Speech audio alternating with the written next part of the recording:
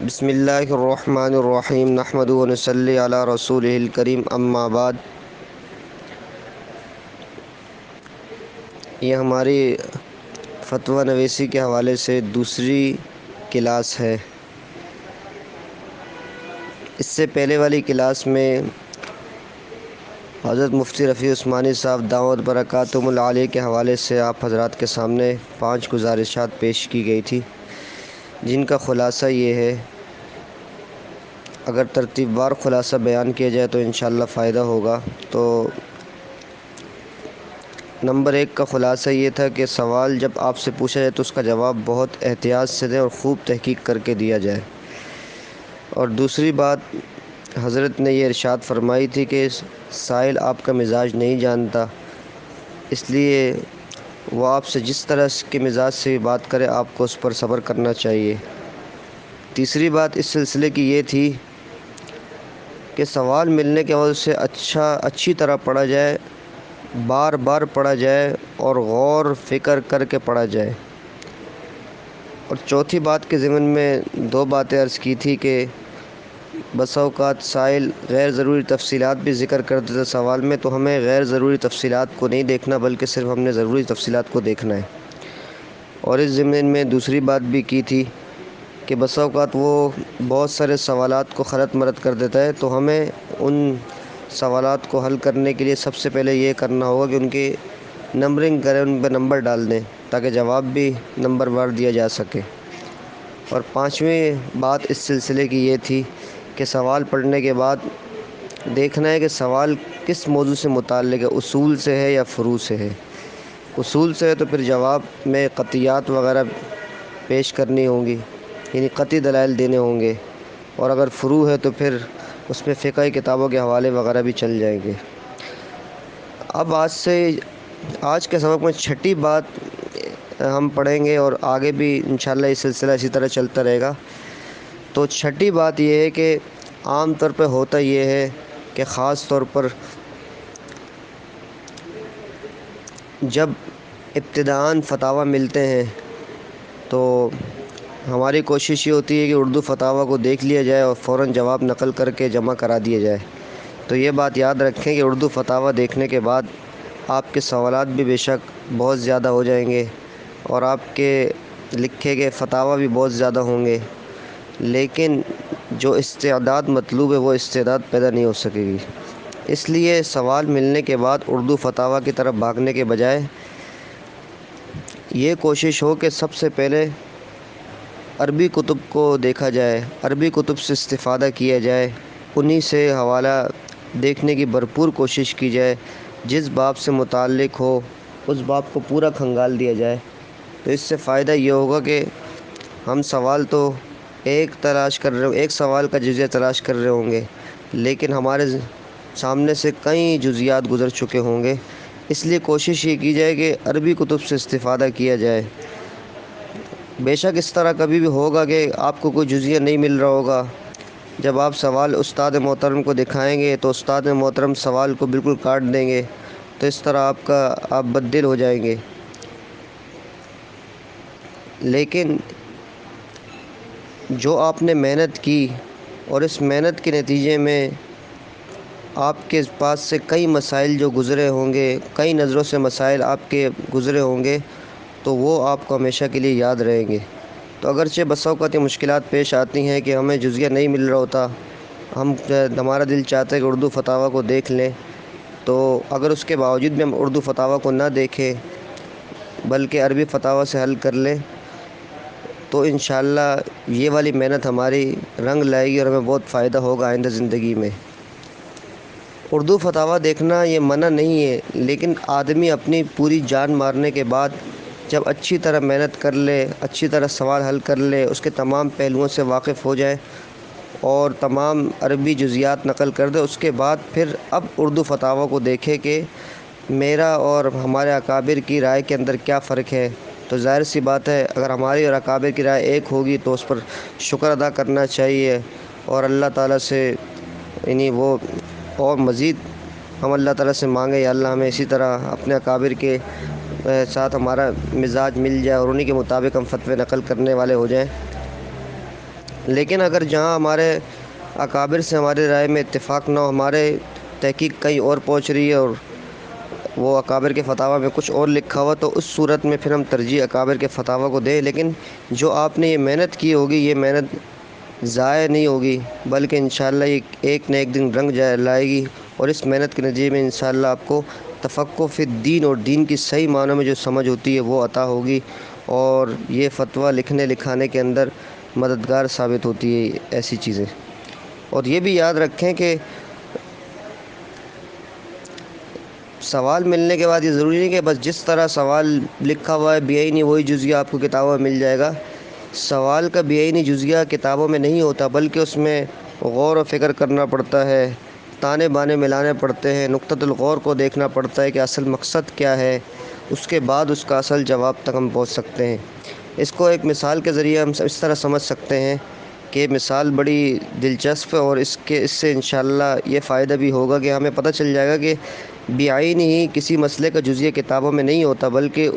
اس کے اندر گہرائی میں جانے کے بعد پتہ چلتا ہے کہ جزیہ دوسرا تلاش کرنا ہے، بعین اس سوال کا تلاش نہیں کرنا۔ وہ مثال یہ ہے کہ مثال کے طور پر ایک شخص نے ایک چیز بیچی، مثال ہو گئی موبائل، ایک شخص نے موبائل کو بیچا اور دوسرے نے وہ 10,000 روپے کے بدلے میں موبائل خرید لیا۔ اب یہ خرید و فروخت کا معاملہ ہو گیا، اور جب ادائیگی کا وقت آیا، اور یہ ادائیگی پاکستانی پیسوں سے کرنی تھی، ظاہر بات ہے پاکستان کے اندر یہ خرید و فروخت کا معاملہ ہوا ہے تو 10,000 پاکستانی دینے تھے، لیکن مشتری نے یعنی خریدار جو تھا، مشتری نے 10,000 روپے پاکستانی ادا نہیں کیے، بلکہ مشتری نے 10,000 کے بدلے میں 10,000 کے بدلے میں ڈالر کا چیک بنا کے دے دیا کہ 10,000 کے بدلے میں جتنے ڈالر آتے ہیں یہ چیک میں نے آپ کو بنا کے دے دیا، یہ بینک سے آپ لے لیں۔ اب جو بائی بیچنے والا، یہ بینک میں گیا اور پتہ چلا کہ بینک میں تو پیسے ہی نہیں ہے، اور چیک کامیاب نہ ہو سکا، یعنی چیک نے اپنا کام نہیں دکھایا، بلکہ وہ آدمی واپس آ گیا۔ اب اس طرح کچھ عرصہ گزرا، اس دوران ڈالر کی قیمت بڑھ گئی۔ اب ڈالر کی قیمت بڑھنے کے بعد بائی مشتری کے پاس آیا، یعنی جائبہ ڈالر کا چیک بنا کے بائی نے مشتری نے دیا تھا۔ اب بائی مشتری کے پاس آ کر کہتا ہے کہ چونکہ اب ڈالر کی قیمت بڑھ چکی ہے، اب یہ بینک میں ڈالر نہیں ملے، لہٰذا آپ مجھے پاکستانی اتنے ہی پیسے دیں جتنے ابھی ڈالر کی قیمت بن رہی ہے، یعنی گویا کہ پہلے ڈالر کی قیمت کم تھی تو وہ پاکستانی پیسوں کے برابر ہو رہی تھی، اب ان کی جتنے اس چیک کے اندر ڈالر ہے مجھے اتنے ہی پاکستانی پیسے دیں۔ اب چونکہ مشتری کہے گا کہ میں یہ کیسے دے دوں، میں تو آپ کو پاکستانی پیسے دوں گا، میں آپ کو ڈالر کیوں دوں؟ تو اس طرح ان کا آپس میں یہ جھگڑا چل رہا ہوگا، ایک کہہ رہا ہوگا تم مجھے جتنے ڈالر کی قیمت ابھی بن رہی ہے اتنے پاکستانی پیسے دو، دوسرا کہہ رہا ہوگا کہ نہیں میں تو آپ کو وہی 10,000 روپے دوں گا۔ تو اس طرح جھگڑا چل رہا ہوگا۔ اب یہ جھگڑا دارالفتہ آیا کہ بھائی پیسے کون سے دینے ہوں گے، پاکستانی دینے ہوں گے یا جتنے ڈالر کی قیمت فی الحال بن رہی ہے اتنے پیسے دینے ہوں گے۔ اب جب اس مسئلے کا آپ جواب تلاش کریں، ساری کتابوں کو کھنگال لیں، تو آپ کو بالکل بعینی جزیہ نہیں ملے گا، آپ تھک جائیں گے اور پریشان ہو جائیں گے، لیکن آپ کو بعینی اس کا جزیہ نہیں ملے گا۔ حالانکہ اگر اس مسئلے کے نقطۃ الغور کو دیکھا جائے، اس مسئلے پہ غور و فکر کیا جائے، تو ہمیں معلوم ہوگا کہ یہ مسئلہ بہت آسان ہے اور ہر کتاب میں اس کا جزیہ مل جائے گا۔ مثال کے طور پر ہم نے جب غور و فکر کیا تو ہم نے دیکھا کہ یہاں پر 2 بے ہے۔ پہلی بے تو یہ کہ جنس کے بدلے میں ورق نقدی پاکستانی کی بے ہوئی ہے، یعنی پہلے ایک طرف موبائل ہے دوسری طرف پاکستانی روپے ہے، یہ بے تو صحیح ہے، چونکہ موبائل وہ دے دیا ہے، اب صرف پیسے باقی ہے تو پیسے تو ادھار ہو سکتے ہیں، اس کا مسئلہ نہیں ہے، تو یہ بے تو صحیح ہے۔ لیکن دوسری بے جو ہوئی ہے وہ الگ سے ہوئی ہے، وہ یہ کہ چونکہ مشتری کے ذمہ پاکستانی پیسے تھے اب مشتری نے ان کو ایک چیک بنا کے دے دیا، اس کے بدلے میں ڈالر دے دیے، تو یہ دوسری بے جو ہو رہی ہے وہ ورق نقدی پاکستانی کی بے ورق نقدی کے بدلے میں ہو رہی ہے۔ ایک طرف پاکستانی نقدی رقم ہے اور دوسری طرف ڈالر ہے، تو اس کے بدلے میں ہو رہی ہے، اور دونوں طرف یہاں پر نہ 10,000 روپے مشتری کے پاس موجود ہے، نہ بینک گیا ڈالر بھی وہاں پر موجود نہیں ہے، تو یہ بے گویا کہ تبادلہ تو ہو رہا ہے 10,000 کا بدلہ ڈالر کے بدلے، لیکن وہاں پر کوئی چیز موجود نہ 10,000 موجود ہے نہ ڈالر موجود ہے۔ تو جب آپ کو پتہ ہے کہ جب کوئی چیز مبی متعین نہ ہو تو وہ بے باطل ہوتی ہے، تو لہٰذا اب ہمیں پتہ چلا کہ یہ بے باطل ہے کہ اب اس کی فقہی تکلیف معلوم ہوگی کہ بے باطل ہے، یعنی پہلی بے ہوئی تو وہ تو صحیح ہے، دوسری بے جو ہوئی ہے ورق نقدی پاکستانی کی ورق نقدی کے بدلے میں ہوئی ہے تو یہ بے باطل ہے۔ جب بے باطل ہوگی تو لہٰذا اصل جو رقم مشتری کے ذمہ 10,000 روپے تھے وہی 10,000 روپے لازم ہوں گے، ڈالر وغیرہ لازم نہیں ہوں گے۔ اب دیکھیں اس مسئلے میں اگر ہم مسئلہ سننے کے بعد بھی یہی نہیں وہی صورت کسی کتاب کے اندر دیکھتے تو ہمیں کبھی بھی نہ ملتی، لیکن جب اس کے نقطۃ الغور کو دیکھا، غور و فکر کیا، تو اس کے نتیجے میں ہمیں معلوم ہوا کہ مطلب یہ بے باطل کی ایک صورت بن رہی ہے، لہٰذا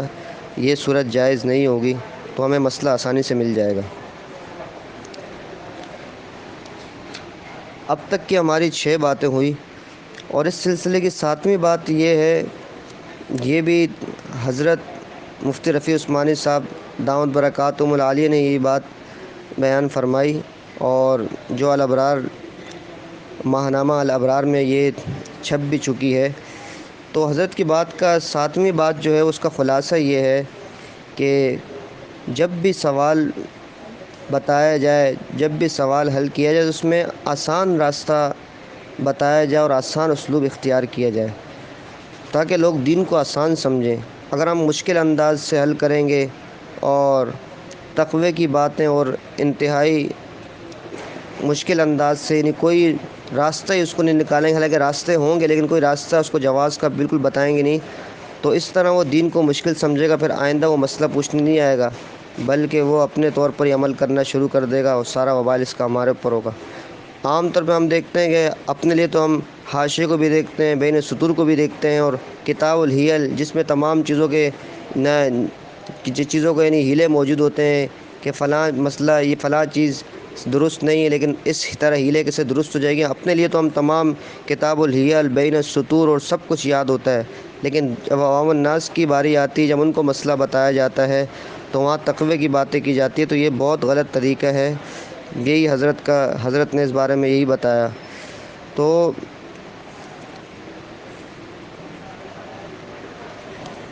اب یہ آپ کے ذہن میں سوال ہوگا کہ ہمیں اب کیسے پتہ چلے گا کہ کس مسئلے کا کیسے بتانا چاہیے، کیا حل بتانا چاہیے؟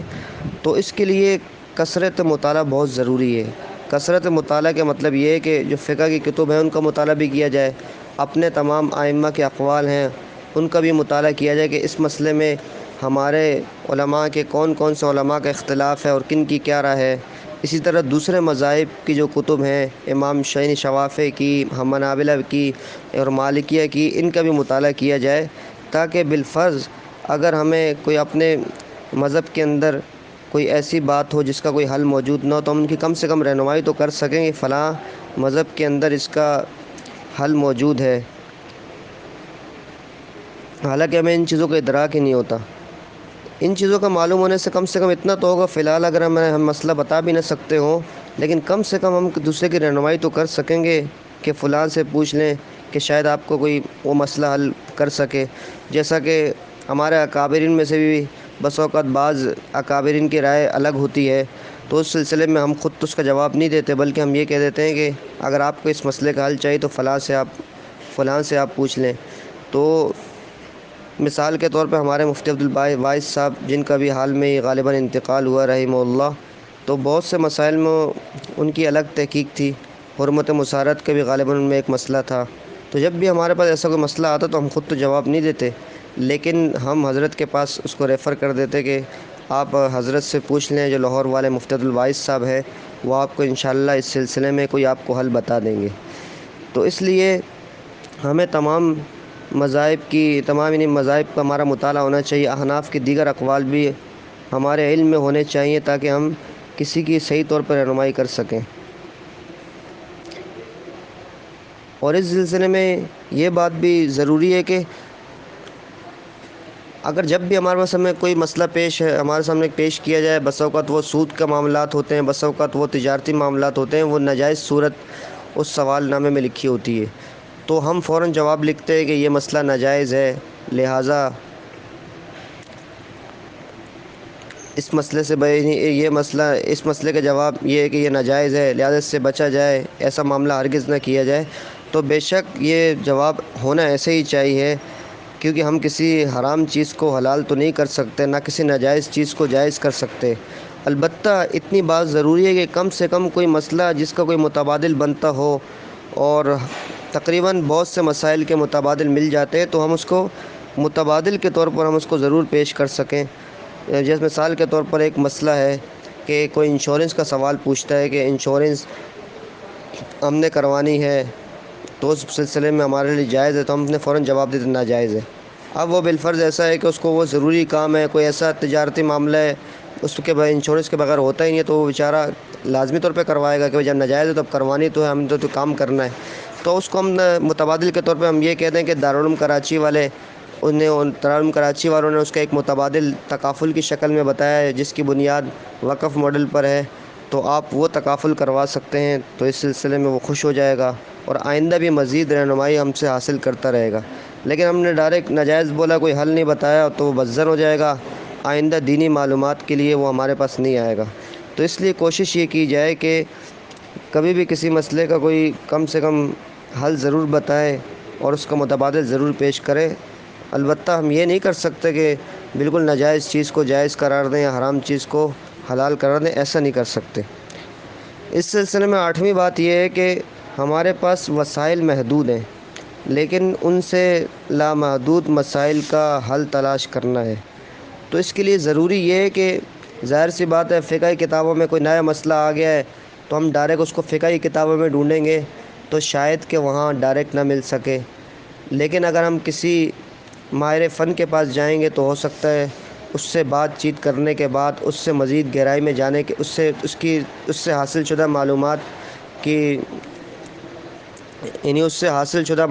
کی وجہ سے ہمیں جو گہرائی ملے گی، اس کی وجہ سے ہم اصل جزئیے تک پہنچ جائیں گے۔ تو اس سلسلے میں ضروری یہ ہے کہ ہم ماہر فن جب بھی کوئی مسئلہ آئے تو ہم اس فن کے ماہرین سے ضرور رابطہ کریں۔ مثال کے طور پر میڈیکل کے متعلق کوئی مسئلہ ہے تو ڈاکٹر حضرات کے پاس جائیں، اور اس طرح اسٹاک ایکسچینج سے متعلق کوئی مسئلہ ہے تو اس کے ماہرین سے ہم پتہ کریں۔ اسی طرح اگر تاجر برادری کی طرف سے کوئی مسئلہ آیا تو ہم اس کے متعلق تاجروں سے پوری اچھی طرح معلومات لیں، اس کو سمجھیں۔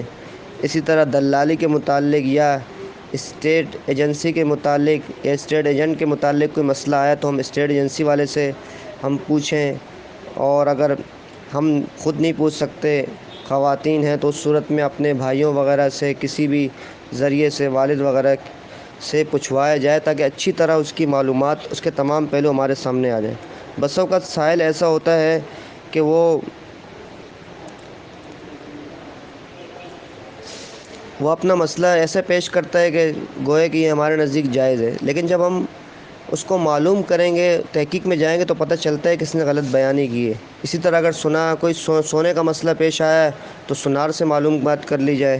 اور اس سلسلے میں عبدالرؤف سکروی صاحب کی دامت برکاتہم العالی کی ایک کتاب ہے، اس کو بھی اس سلسلے میں دیکھ لیا جائے۔ بہرحال یہ کہ جس فن کا مسئلہ ہے اسی فن کے متعلق لوگوں سے پوچھا جائے، پھر ہم اس کے تمام پہلوؤں پر واقف ہو سکتے ہیں اور صحیح معنوں میں جواب لکھ سکتے ہیں۔ اس سلسلے میں امام محمد رحمہ اللہ کے قول کو بھی یہاں پر نہیں چھوڑنا چاہیے۔ امام محمد رحمہ اللہ فرمایا کرتے تھے، ان سے منقول ہے کہ من لم یعرف اہل زمانی فهو جاہل، جو اپنے زمانے والوں کو نہ جانتا وہ جاہل ہے، مطلب اس کو پتہ ہی نہ ہو کہ ہمارے زمانے میں کس چیز کا کیا عرف ہے۔ مثال طلاق کے مسائل کو لے لیں کہ طلاق کے اندر بہت سی وہ صورتیں وہ جو پہلے وقت کے اندر وہ کنایا تھی، اب وہ صریح بن چکی ہیں، اور بہت سی قسم کی صورتیں آتی ہیں جو عرف کے اندر وہ قسم بن جاتی ہیں۔ تو اس لیے جن چیزوں کا تعلق عرف سے ہے تو اس میں عرف کا جاننا نہایت ضروری ہے۔ تو امام محمد رحمہ اللہ کے بارے میں خود آتا ہے کہ وہ کبھی ایک مجلس میں بیٹھے، کبھی دوسری مجلس میں، کبھی تاجروں کے پاس، کبھی دیگر حضرات کے پاس۔ تو اس طرح امام محمد رحمہ اللہ بھی اتنے بڑے جو وہ فقیہ بنے ہیں، وہ بھی خالی گھر بیٹھے نہیں، بلکہ وہ بھی مطالعہ کرنے سے، لوگوں سے پوچھ گچھ کر کے بنے ہیں۔ خیر ہمیں تو اگر خواتین ہم میں ہیں تو اس سلسلے میں وہ تو خیر گھر میں ہی ان کا رہنا ضروری ہے، لیکن وہ کسی نہ کسی ذرائع سے معلوم کر سکتی ہیں، جیسا کہ میں نے پہلے بتایا ہے، والدین کے ذریعے، والد کے ذریعے یا بھائیوں کے ذریعے، یا اس متعلق کوئی گوگل پر سرچ کر لی جائے تحقیق، تو ساری چیزیں اس کے ذریعے انشاءاللہ ہم صحیح معلومات حاصل کر سکتے ہیں۔ اور نویں بات جو ہے وہ بہت اہم بات ہے، وہ یہ ہے کہ جواب کے اندر عام طور پر 3 چیزیں ہوتی ہیں۔ ایک ہے تمہید جسے کہتے ہیں ابتدا، اور ایک ہے نفس جواب یعنی جو سوال پوچھا اس کا جواب۔ تیسری چیز ہے خاتمہ، یعنی تمہید کے بعد، نفس جواب کے بعد جو آخر میں خاتمہ ہوتا ہے، یعنی جس پر اختتام کیا جاتا ہے جواب کا، وہ چیز ہوتی ہے۔ لیکن ضروری نہیں کہ ہر سوال میں یہ تینوں چیزیں ہو، تمہید بھی ہو، نفس جواب بھی ہو، خاتمہ بھی ہو، بلکہ بعض مسائل کے اندر صرف نفس جواب کافی ہو سمجھا جاتا ہے، بعض میں تمہید اور نفس جواب، بعض میں نفس جواب اور خاتمہ، کبھی کسی میں تینوں ہوتے ہیں، کسی میں 2، کسی میں صرف 1۔ تو اس سلسلے میں یہ عرض ہے کہ جہاں پر نفس جواب میں غرابت ہو اور اس سے فتنہ فساد پھیلنے کا اندیشہ ہو، تو پھر اس مسئلے میں تو تمہید اور خاتمہ لازمی طور پر لکھنا چاہیے، تاکہ سد باب ہو، یعنی جب بھی کوئی ایسا مسئلہ ہو کہ وہ لوگ اس کو عام سمجھ رہے ہوں حالانکہ وہ مسئلہ عام نہیں ہے، تو اس سلسلے میں تمہید کے ذریعے اس مسئلے کی خوب قباحت و شناعت کو بیان کیا جائے، پھر نفس جواب ذکر کر کے آخر میں خاتمے کا ذکر کیا جائے۔ ویسے تو اس کے مسائل بہت زیادہ ہیں، لیکن میں آپ کے سامنے 1-2 مثالیں رکھتا ہوں۔ مثال کے طور پر گزشتہ دنوں ہمارے پاس ایک مسئلہ آیا، وہ مسئلہ یہ تھا کہ ایک عورت کو ایک مرد نے طلاق دے دیے، عورت بیوہ ہو گئی ہے۔ اب عورت بھی ایسی ہے کہ جو کبھی گھر سے کبھی نکلی نہیں ہے، کام کاج بھی نہیں جانتی، اور ان کے والد کا بھی انتقال ہو گیا ہے اس سے بیوہ کے۔ اب اس کے خرچہ وغیرہ کون اٹھائے گا؟ اب اصولی طور پر تو یہ ہے کہ بیوہ کا خرچہ اگر وہ کچھ نہ کر سکتے تو والد اٹھائے گا، والد بھی یہاں موجود نہیں ہے، تو اب یہاں دیگر خاندان کے لوگ ہیں، تو اگر ہم یہ کہیں گے کہ بیوہ کا خرچہ والد صاحب کے ذمہ تھا، والد صاحب نہیں ہے، لہٰذا نفس جواب تو یہ بن گئے کہ یہ خود کمائے، خود کوئی کام سیکھے، پردے میں رہ کر کرے۔ لیکن اس صورت میں ہمیں تمہید کے اندر یہ لکھ دیں، ہم تمہید کے اندر تفصیل سے، کہ جس میں حسن سلوک وغیرہ، صلہ رحمی کے قرآن و حدیث سے اس کی آیات حدیثیں پیش کی جائیں، اس میں فضائل ذکر کیے جائیں، اس کے بعد نفس جواب ہو کہ نفس جواب میں ذکر کیا جائے کہ صورت مسئلہ میں اگرچہ ان کے والد حیات نہیں ہیں، لیکن رشتہ داروں کو چاہیے کہ حسن سلوک کو مد نظر رکھتے ہوئے ان کی بھرپور مدد کی جائے۔ انشاءاللہ اللہ پاک ان کو آخرت میں اجر و ثواب عطا فرمائیں گے، اور آخرت کا ثواب انشاءاللہ یقینی طور پر وہ باقی رہنے والا ہے اور پائیدار ہے۔ تو اس طرح کی ہم باتیں کریں گے تو ان کے رشتہ داروں کو فتویٰ جائے گا تو وہ اس کی ہیلپ اور مدد کرنے کے تیار ہو جائیں گے۔ تو یہ بات ہے کہ جہاں بسا اوقات نفس جواب پہ سے بات کام نہیں چلتا، نفس جواب دینے سے اور مسائل خراب ہو جاتے ہیں، جیسے اس مسئلے میں۔ اسی طرح کوئی داڑھی کا مسئلہ ہمارے پاس آیا کہ کوئی آدمی یہ کہتا ہے کہ داڑھی رکھنا نہ رکھنا برابر ہے، تو اگر ہم اس کے بارے میں کہیں گے بھائی صرف یہ بات جواب دیں گے داڑھی رکھنا حدیث سے ثبوت ہے اس کا، تو اس سلسلے میں بس جواب دے دیا کافی ہے۔ لیکن اس پہ تمہید ضروری ہے، جس میں داڑھی کی اہمیت ہو کہ آپ علیہ الصلاۃ والسلام نے رکھی، آپ کی حدیث میں آتا ہے، اور اس کے علاوہ صحابہ اکرام نے رکھی اور اکابرین امت نے رکھی، ساری چیزیں ذکر کرنے کے بعد لہٰذا داڑھی رکھنا یہ شعائر اسلام ہے، اور داڑھی رکھنا ایک مٹھی کے برابر واجب ہے۔ اس کا انکار کرنا اور اس کو برابر رکھنا نہ رکھنے کو برابر کہنا، یہ انتہائی دین سے دوری والی بات ہے۔ تو اس طرح کی اگر ہم بات کر دیں گے تو انشاءاللہ جب وہ مسئلہ پڑے گا تو اس کے دل کے اندر داڑھی کی اہمیت بڑھ جائے گی۔ تو بات یہ ہے کہ بسا اوقات کبھی تمہید کی ضرورت ہوتی ہے، کبھی تمہید کی ضرورت نہیں ہوتی۔ تو اس لیے جن مسائل میں جب آپ مختلف اکابر کے فتاویٰ کو پڑھیں گے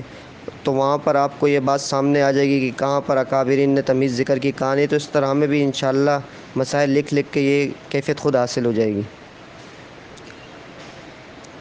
اس سلسلے میں شاہ عبدالعزیز رحمہ اللہ کا ایک مشہور واقعہ بھی ہے کہ شاہ عبدالعزیز رحمہ اللہ کے پاس ایک شخص تھا اور کہا کہ میں نے انگریز کی چائے پی لی ہے۔ تو شاہ عبدالعزیز صاحب نے کہا کہ اتنا بڑا تم نے کام کر لیا ہے، اتنا بڑا کہ انگریز کی بچی ہوئی انگریز عورت کی بچی ہوئی چائے پی لی ہے۔ تو اس سلسلے میں وہ ان کو کہا کہ یہ تو آپ نے بہت بڑا کام کیا، لہٰذا آپ کل آنا۔ اس کے بعد وہ آدمی چلا گیا۔ اگلے دن آیا، پھر کہا کہ یہ مسئلہ تو میں نے فی الحال تلاش کیا، فی الحال یہ بہت اہم مسئلہ ہے، آپ کل آنا۔ تو ایک دو دن کے بعد اس کو اس طرح کہنے کے بعد پھر تیسرے دن بتایا ہے کہ اب تمہیں نکاح تو تمہارا نہیں ٹوٹا، کوئی مسئلہ تو نہیں ہوا، البتہ یہ کہ تم نے بہت برا کام کیا، آئندہ اس کام سے اجتناب کرنا، اگر آئندہ تم نے ایسا کیا تو پھر وہ اس نکاح میں بھی خطرہ ہے۔ اس طرح کی حضرت نے ان کو بات بتائی۔ بعد میں وقت کے علماء نے حضرت شاہ عبدالعزیز رحمہ اللہ سے کہا کہ آپ نے اتنا آسان مسئلے کو اتنا خطرناک بنا دی، تو انگریز کی بچی ہوئی چائے پی تو کیا حرج ہوتا ہے، آپ نے 3 دن انتظار کرایا اس کو۔ تو حضرت نے فرمایا کہ بات اصل میں یہ ہے کہ ہمارے دور میں یہ انگریز عیسائی بہت زیادہ ہیں، اگر ہم نے یہ بول دیا، ہم ڈائریکٹ یہ مسئلہ بتا دیتے کہ ہاں بھائی کوئی مسئلہ نہیں ہے، تو پھر لوگ انگریزوں کے ساتھ کھاتے پیتے، اور قریب تھا کہ ہمارے جو کمزور مسلمان ہیں ان کے زندگیوں میں بھی عیسائیوں کا طور و طریقہ آ جاتا، انگریزوں کے طور و طریقہ آ جاتا۔ تو اس سلسلے میں نے ان کے دل کے اندر ایک اہمیت بٹھانے کے لیے اور ایک رعب اور ہیبت بٹھانے کے لیے کہ عیسائی لوگوں کے ساتھ تاکہ وہ عادت نہ بنا لے کھانے کی، اس لیے میں نے یہ ان کو مسئلہ 2-3 دن بتایا۔ تو یہ سد باب کے لیے حضرت نے ایسا فرمایا تھا۔ تو یہ چیزیں جو سیکھی جاتی ہیں یہ اس میدان میں لگ کے سیکھی جاتی ہیں۔ تو اس لیے ہمیں بھی کوشش کرنی چاہیے کہ جہاں پر تمہید ہو یا کوئی ایسی بات کہ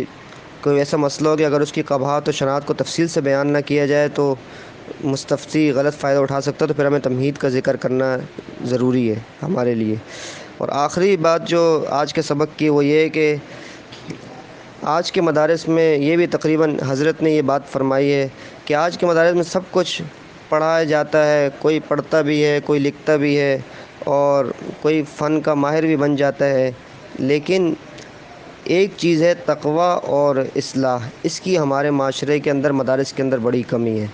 یعنی بڑے بڑے اچھے پڑھنے والے ہوں گے، کتابیں سمجھنے سمجھانے والے ہوں گے، لیکن تقوی اور اصلاح کے حوالے سے ان میں بہت کمی اور کمزوری ہوگی۔ تو اس لیے حضرت نے اس سلسلے میں فرمایا کہ مفتی کے لیے خاص طور پر اور اس تخصص کا کورس کرنے والے کے لیے خاص طور پر ضروری ہے کہ وہ تو تقوی کو حاصل کرے۔ تقوی نام ہے کہ واجبات فرائض کی پابندی کرے اور جن چیزوں سے اللہ پاک نے منع کیا ہے ان سے بچے، اور تو یہ تقوی ہے۔ تو اس لیے تقوی کو اختیار کریں اور اپنی اصلاح کی فکر کریں، اور اصلاح کی فکر کرنے کے سلسلے میں یہ ہے کہ کسی اللہ والے سے تعلق قائم کیا جائے اور خط و کتابت کے ذریعے سے اپنے حالات وغیرہ بیان کیے جائیں، اور ہر مشکل کا جو چیز مشکل پیش آ جائے تو خط و کتابت کے ذریعے سے ان سے اس بارے میں رائے معلوم کر لی جائے، مشورے لے لیے جائے۔ تو اس لیے خط و کتابت کے ذریعے سے اصلاحی سلسلہ جاری رکھنا اور تقوی اختیار کرنا فتوے کے ساتھ بہت ضروری ہے۔ اس سلسلے میں ہمارے جو صفہ کورسز وغیرہ کے صفہ جو یہ تخصص کورس ہے، اس کے جو سرپرست ہیں مفتی سعید احمد صاحب دامت برکاتہم العالیہ، ان سے بھی اس حوالے سے اصلاحی تعلق قائم رکھا جا سکتا ہے۔ اور اس طرح مولانا عبدالرؤف سکروی صاحب دارالعلوم کراچی میں جو استاد ہیں، استاد الحدیث اور دارالافتاء کے غالباً ناظم بھی ہیں، تو ان سے بھی بہت سی خواتین وغیرہ کا تعلق ہے اصلاحی، جن سے خط و کتابت کے ذریعے وہ دیگر امور میں مشورہ کرتی ہیں۔ تو اس لیے ہمیں فتوے کے ساتھ تقوی کی اور اپنی اصلاح کی فکر کرنی چاہیے، ورنہ شیطان انسان کو آہستہ آہستہ کسی اور گمراہی کی طرف لے جاتا ہے۔ آج کے لیے اتنا ہی کافی ہے۔ جو پڑھا گیا سنا گیا دعا فرمائے اللہ تعالیٰ اس پر عمل کرنے کی توفیق عطا فرمائے، اور ہمارے لیے جو فتوے کے میدان ہے اس میں اللہ تعالیٰ ہمیں صحیح طور پر رہنمائی فرمائے اور ہمیں فقیہ النفس بنائے، اور ہر قسم کی آزمائش سے اللہ تعالیٰ ہمیں بچائے۔ وآخر دعوانا الحمد للہ رب العالمین۔